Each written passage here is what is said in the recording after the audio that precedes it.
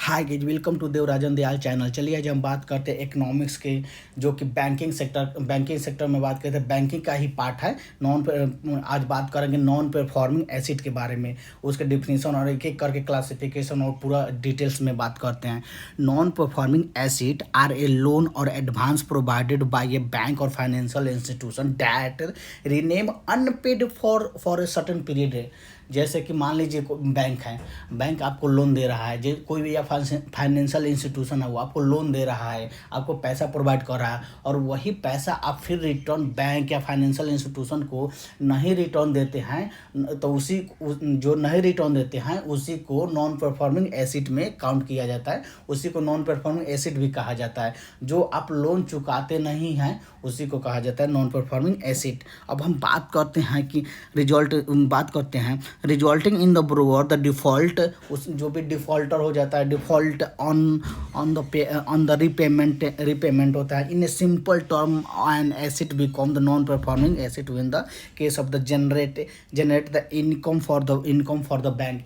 उसी से जो आप लोन का रीपेमेंट करते हैं ना, उसी से बैंक अपना इनकम जनरेट करता है, जो कि आपको एक्स्ट्रा चार्ज लगाता है कि आपका इंटरेस्ट है, ये है जो भी है।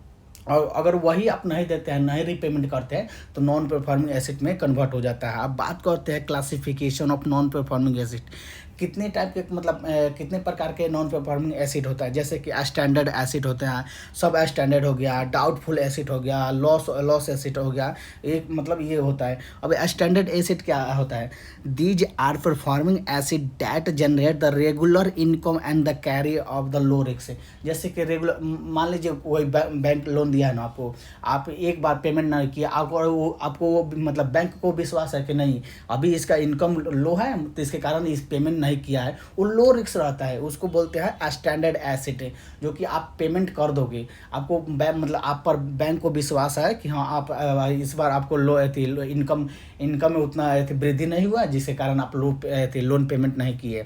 अब बात करते हैं सब स्टैंडर्ड एसिड का होता है। सो acid that have the rename non performing acid for a period of the less than और इक्वल टू 12 मंथ। मान लीजिए आप सब स्टैंडर्ड क्या होता है, मान लीजिए आप 12 महीना और 12 महीना से कम आप रीपेमेंट नहीं करते हैं, जो लोन का पेमेंट होता है ना रीपेमेंट नहीं करते हैं, तो उसको सब स्टैंडर्ड एसिड में गिना जाता है कि हाँ आपको अब बैंक को धीरे धीरे विश्वास हो जाता है कि ये अब लोन का रीपेमेंट नहीं कर पाएंगे। जो कि 12 मैक्सिमम 12 महीना से कम आप कंटिन्यूस पेमेंट ना करें तो तब होता है। अब होता है डाउटफुल एसिड क्या होता है? Acid that have renamed in the substandard category for the 12th month और more than, तो उसको डाउटफुल। जैसे कि एक साल से ज़्यादा आप कंटिन्यूस एक साल से ज़्यादा आप लोन को रिपेमेंट नहीं करें, तो वो बैंक मान लेता है कि अब ये डाउटफुल एसिड, वो उस पर डाउट करने लगता है कि ये पक्का ही डूबने वाला है पैसा, जो भी बैंक लोन दिया है वो पैसा डूब जाएगा, बैंक मार देता है उसको, बैंक मान लेता है उसको। आप कंटिन्यूस एक साल से ज़्यादा आप लोन नहीं रीपेमेंट नहीं करेंगे तभी होता है। और बात करते हैं लॉस एसिड का। The asset identified by the bank internal और external auditor, the RBI as a loss. These acids are considered the uncollectable and the little value. मान लीजिए कि जैसे कि नहीं होता है कि हम कोई लोन दिया, अब उसको पूरा ऐसे कर दिया ना कि हाँ ये अब अनकलेक्ट हुई थी, अब इसको कलेक्ट नहीं कर सकते हैं, उसी को हम लोग लॉस ऑफ एसिड हो जाता है। और जो बैंक कलेक्ट नहीं करता है उसको लॉस ऑफ एसिड हो जाता है। अब उसी में अब बात करते हैं कि कॉज क्या है, cause of the non performing acid. इसका कारण क्या है नॉन परफॉर्मिंग एसिड का? पहला तो होता है कि इकोनॉमिक में डाउन टर्न होता है, इकोनॉमिक में वृद्धि नहीं होगा, जिसके आपको एम्प्लॉयमेंट नहीं मिलेगा, आपको इनकम नहीं होगा, उसके कारण भी होता है। पुअर क्रेडिट अप्राइजल होता है, जो कि पहले तो पुअर क्रेडिट अप्राइजल में होता है inadequate assessment of the borrower creditworthiness during the loan sanctioning process. जब मान लीजिए आपके पास उतना क्रेडिट का मतलब आपका वैल्यूएशन नहीं है, आपका वैल्यू नहीं है, मतलब आपको विश्वास थी बैंक को ऐसी नहीं है कि आप घूस लेके उसको लोन दे रहे हैं, मतलब उसका क्रेडिट चेक नहीं कर रहे हैं, तो उसमें होता है कि पुअर क्रेडिट अप्राइजल होता है। और इकोनॉमिक डाउन टर्न होता है क्या, economic slow down can lead, जब इकोनॉमिक में स्लो डाउन होगा तो ऑटोमेटिक है कि इनकम रिड्यूस होगा, जिससे कारण मतलब वो पेमेंट नहीं कर पाएगा। अब डाइवर्जन ऑफ फंड होता है कि borrower diverting fund for purpose other than those which is the loan was granted. मान लें कि मतलब जिसको लोन आपको प्रोवाइड किया गया है, जिसके लिए प्रोवाइड किया गया है ना, आप वो नहीं करते। जिसके लिए आपको लोन प्रोवाइड किया गया है आप वो नहीं करते, उस लोन को किसी और चीज़ में लगा देते हैं, डाइवर्ट कर देते हैं, उस पैसा को आप डाइवर्ट कर देते हैं, उसी को बोलते हैं डाइवर्जन ऑफ फंड। आप फंड को डाइवर्ट कर दीजिए। मान लीजिए आपको हाँ 1 लाख 2 लाख 3 लाख का लोन मिला, आप उसको मतलब प्रॉपर बिजनेस करने के लिए लोन मिला, आप वो आज आप वो बिजनेस नहीं कर पाते, आप उस फंड को किसी और तरह डाइवर्ट कर देते हैं, उसको डाइवर्जन ऑफ फंड का है। जिसका यह भी कारण है डाइवर्जन ऑफ फंड है, हाई इंटरेस्ट रेट है। जो भी बैंक का होता है ना, बैंक कभी कभी हाई इंटरेस्ट रेट पेमेंट लगा देता है, जिसके कारण भी लोग लोन का रीपेमेंट नहीं कर पाते हैं। पॉलिसी में चेंज आ जाए, मान लीजिए कि आपको इंटरेस्ट रेट बढ़ा दिया, फिर कुछ दिन बाद आएगा क्या बोलेगा नहीं आपके इसका ये मतलब ये चार्ज बहुत सा चार्ज जोड़ देता है, जिसके कारण भी लोग मतलब तंग आ जाते हैं और बोलते हैं रीपेमेंट नहीं कर पाते हैं।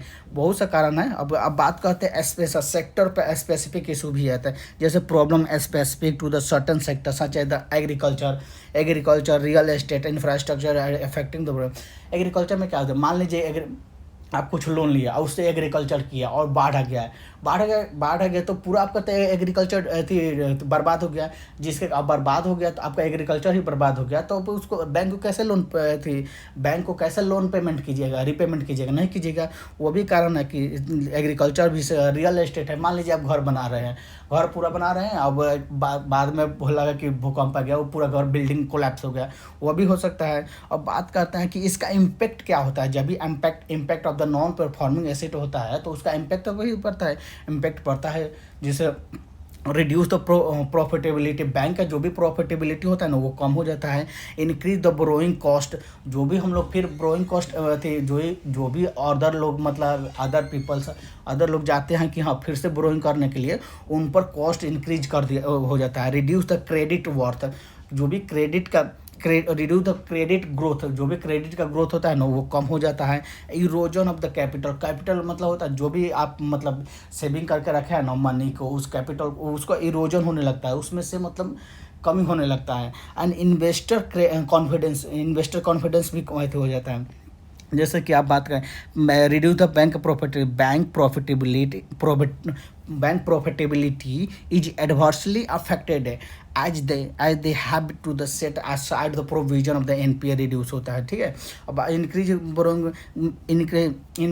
बोरोइंग कॉस्ट में क्या होता है, बैंक में increase the interest rate to compensate for the low मतलब जो भी लॉस ऑफ इनकम जो भी लॉस किया है ना उसको कंपनसेट करने लगता है। अब बात करते हैं कि इनका मेजरमेंट क्या है, measure to the manage and reduce the NPA, उसको मतलब कैसे मेजर करें, कैसे उसको मैनेज करें कि जो भी हमारा एनपी है नॉन परफॉर्मिंग एसिड है उसको हम मैनेज कर पाए।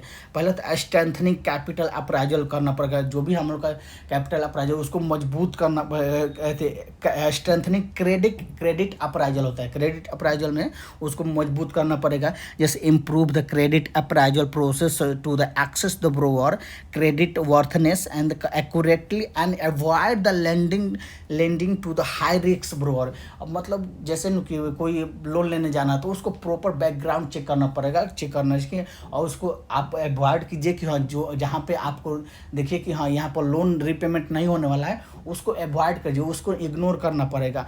अब बात कर regular monitoring continuous monitor for a loan account to detect early sign जो भी आप लोन को सेंक्शन कर रहे हैं उसको डिटेक्ट कीजिए, स्ट्रेस दें, take the correct action and the promptly, मतलब उसको उसी समय आप देखिए कि हाँ आप ये जो लोन दिए हैं, पास किए हैं, तो इसका मतलब जो लोन का है वो करेक्ट, मतलब एक प्रॉपर यूज कर रहा है कि ना, करेक्ट यूज कर रहा है कि ना, ये नहीं कि फंड को डाइवर्ट कर रहा है। And recovery mechanism, restructuring the loan, मान लीजिए आपको मतलब लोन दे दिया, ठीक है, अब लोन दे दिया तो उसको पेमेंट का मतलब पेमेंट नहीं हो पाया, तो उसको उस लोन को आप फिर से रीस्ट्रक्चर कीजिए, मतलब वो कुछ और साल में बढ़ा दीजिए। जैसे साल भर का है उसको 2 साल में कन्वर्ट कर दीजिए कि हाँ कि भाई आपका जो भी आपका लोन लिया है उसको 2 साल में कन्वर्ट कर दिया गया, उसी को हम लोग रीस्ट्रक्चर लोन बोलते हैं, रीस्ट्रक्चर कर देते हैं, फिर से उसको रीस्ट्रक्चर करते हैं। रिकवरिंग द मैकेनिज्म, जो भी मैकेनिज्म है ना, रिकवर करने का मैकेनिज्म ना,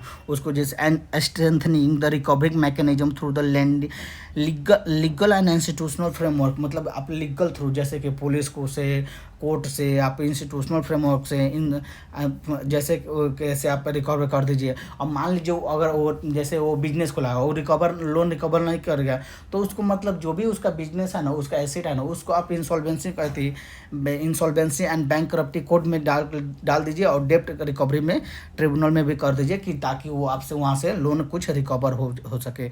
और बात करते हैं asset reconstruction company, selling the अब जो भी एन पी है, selling the N P A to the A R C, A R C होता है एसिट, एसिट होता है asset reconstruction company, which the specialise in the recovering due from the defaulting and borrower the allow bank the clean of the balance sheet, जो भी balance sheet है ना उसको clean, मतलब डिफॉल्टर से क्लीन करना पड़ेगा, मतलब एकदम क्लीन रखिए, तो उसको अलाउ कीजिए कि हाँ कि आप मतलब उसको बैलेंस शीट को क्लीन रखिए। एंड कॉर्पोरेट गवर्नेंस कीजिए, जैसे enhancing the corporate governance practices which the within the bank to ensure the transparent and the transparent lending practice, मतलब एकदम जो भी आप लैंडिंग प्रैक्टिस कीजिए ना उसको एकदम पारदर्शी रखिए, ट्रांसपेरेंट, ये नहीं कि आप घूस लेके कीजिए। रिसेंट इनिशिएटिव क्या क्या ले सकते फ्रेमवर्क, जैसे कि रिसेंट इनिशिएटिव, मान लीजिए कोई उसका आप लोन दिया है, उसका बिजनेस खोला है, तो उसको इंसॉल्वेंसी, जैसे उसके लिए प्रॉपर लाया गया जो कि इनिशिएटिव लगा है, insolvency and bank code in 2016, a comprehensive insolvency resolution the framework aim to the resolve the stress asset in a time bound manner. जब भी आपको जो लोन लिया है ना, उससे बिजनेस खुला है, तो एक टाइम बाउंड मैनर में उस बिजनेस का अब वो जब लोन पेमेंट नहीं रीपेमेंट कर रहा है, तो उस बिजनेस को आप एक टाइम बाउंड दे दीजिए, उसके बाद उसको मतलब आप इलीगल से आप सेल भी कर सकते हैं, और उसको मतलब ट्रिब्यूनल से मतलब ये कर सकते हैं, ताकि वो आपका जो लोन रिकवर हो सके। एंड सिक्योरिटी एंड उसका जैसे कि उसका Pradhan Mantri Jan Dhan Yojana, the aim to the financial inclusion ensure that the more people are the brought in to the framework the banking system, जो कि प्रधानमंत्री जनधन योजना है ना, उसके कारण से बहुत सारे लोगों को एक मतलब अकाउंट खुलाया गया बैंक में, ताकि वो एक ट्रांसपेरेंसी लाया जाए, ताकि एक मतलब लोगों को एक डिजिटल से जोड़ा जाए। इसलिए प्रोजेक्ट सशक्त, जो कि सशक्त भी आया था, जो कि 5 प्रोनोन स्ट्रेटेजी डी लाया गया। एनपीए का जो कि focus on the resolution and recovery through the measure like setting of the asset management company and the inter credit agreement हुआ था। Promote the corrective action framework लाया था। अब इस सब का मतलब कंक्लूजन क्या है, जितने हम लोग पढ़े एनपीए के बारे में, हाँ कि इसका इम्पैक्ट क्या पड़ता है, इसका मेजर क्या पड़ेगा, जो भी इसके पढ़े, एनपीआर अ सिग्निफिकेंट चैलेंज, ये सिग्निफिकेंट बहुत बड़ा चैलेंज है फॉर द बैंकिंग के सेक्टर के लिए, क्योंकि इसका इम्पैक्ट प्रॉफिटेबिलिटी, जिसकी जो भी एनपीए बढ़ता है उसका प्रॉफिटेबिलिटी पर, जो भी प्रॉफिट है ना उस पर इम्पैक्ट पड़ता है। Lending capacity and the over financial stability, lending जो भी उधार लेने पर भी और ओवर फाइनेंशियल कैपेसिटी पर भी इम्पैक्ट पड़ता है। Effect the management of the NPA require non performing acid required a combination of strong credit appraisal, regular monetary and efficient recovery mechanism, ठीक है।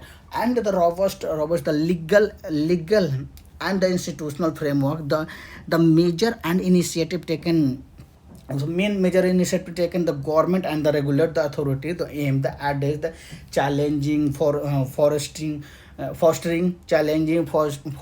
and health higher banking environmental and contribute to the economic growth। जो NP अगर जितने कम होगा उसका अच्छा bank के लिए अच्छा होगा, उसके कारण मतलब हम लोग का इकोनॉमिक में भी ग्रोथ होगा।